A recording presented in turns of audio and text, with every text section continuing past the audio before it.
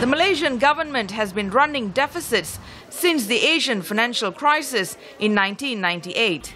Late last year, it took its first major step to rein in spending by slashing huge fuel subsidies. People like mother of two Chan Sok Peng say that prices of essential goods have already shot up since then. Actually, I'm very worried. We just try to go out less, eat out less, cook more at home, pull all the plugs from our power source, just to try and save our electricity. We try and save our water.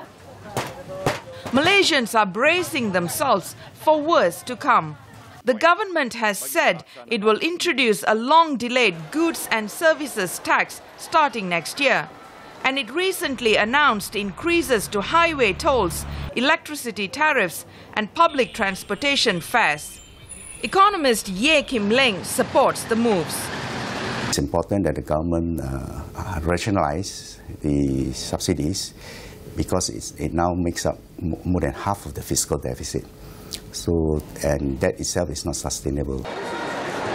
Only around 1/10 of Malaysia's working population actually pays income tax.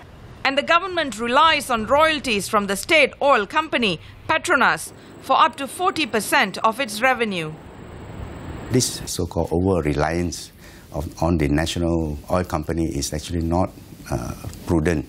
So that's the basis for actually implementing the long-awaited GST.